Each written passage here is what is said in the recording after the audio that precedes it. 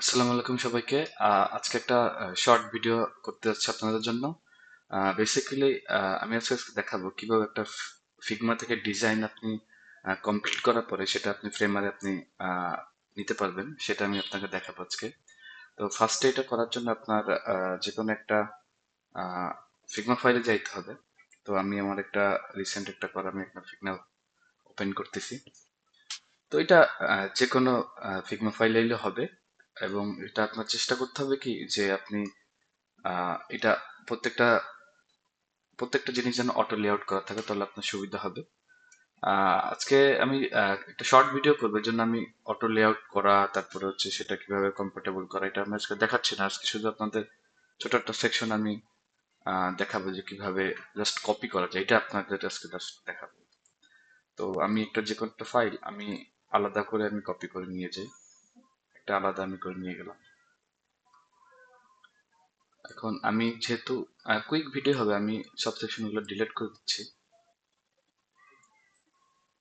আমি আমার সব সেকশনগুলো ডিলিট করে দিচ্ছি। আমি শুধু এই সেকশনটুকু চাচ্ছি কি যে আমি ফ্রেমারে নিয়ে যাব।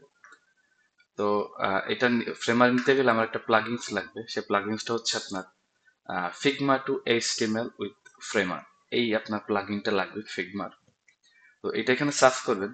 এখানে সার্চ করবেন আপনি যে ফিগমা টু এইচটিএমএল উইথ ফ্রেমার, এই প্লাগইনটা। তো এটা ফার্স্টে ফ্রেমটা সিলেক্ট করবেন, তারপরে তারপরে এই প্লাগইনটা আপনি ক্লিক দিলেন। প্লাগইনটা করার পর এটা রান হবে, এরপরে কপি হবে, এরপরে লেয়ার গুলো অটোমেটিক্যালি হবে, ব্যাকগ্রাউন্ডে আপনি দেখবেন এটা রানিং হচ্ছে। তো এটা রানিং হয়ে রেডি হয়ে যাওয়ার পরে এখানে দেখেন একটা কপি টু ক্লিপবোর্ড নামে একটা অপশন আসবে। তো ওই কপি টু ক্লিপবোর্ড আসলে এখান থেকে আপনি কপি টু ক্লিপবোর্ডটা আপনি ক্লিক করে নিলেন। এরপর আপনি দেখতে পাচ্ছেন যে 54টা লেয়ার আপনার লেয়ার কপি হয়েছে, আর আপনি এটা পেস্ট করতে পারবেন। এখন আপনি ফ্রেমারে চলে যাবেন। এখন ফ্রেমারে আপনার নিজের অ্যাকাউন্ট আপনি লগ ইন করে নেবেন।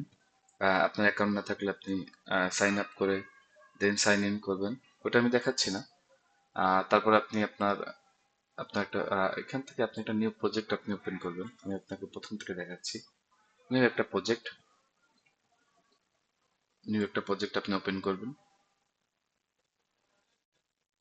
এরপরে হচ্ছে আপনি একটা এরকম আপনি একটা ফ্রেম পাবেন। এখন এটা সিলেক্ট করে আপনি রাইট বাটন ক্লিক করে আপনি জাস্ট পেস্ট করে দেবেন। পেস্ট করলে আপনি দেখবেন এটা আপলোড হতে থাকবে। এরপরে সেটা দেখবেন কি আপনি এটা আপনার ফ্রেমারে কনভার্ট হয়ে যাবে, ঠিক আছে।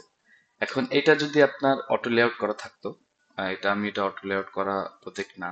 সো এটা যদি অটো লেআউট করা থাকতো, আপনি সিম্পলি আপনার সবকিছু ড্রাগ করলেই আপনি অটো আপনার সবকিছু সিলেক্ট হয়ে যেত, মানে আপনার অটো সবকিছু আপনার আপনার ফ্রেমার অনুযায়ী সবকিছু হয়ে যেত, সেট হয়ে যেত। কিন্তু এটা আমার অটো লেআউট করা নাই বিধায় এটা সেট হচ্ছে না। সো আমি করার পূর্বে আপনার এটা করতে হবে কি অটো লেআউট করে রাখতে হবে।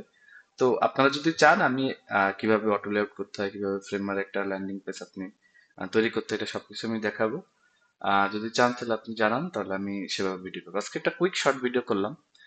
আপনারা যদি চান ভবিষ্যতে এরকম আরো ভিডিও আসতে পারে। তো ঠিক আছে, সবাই ভালো থাকবেন। ধন্যবাদ।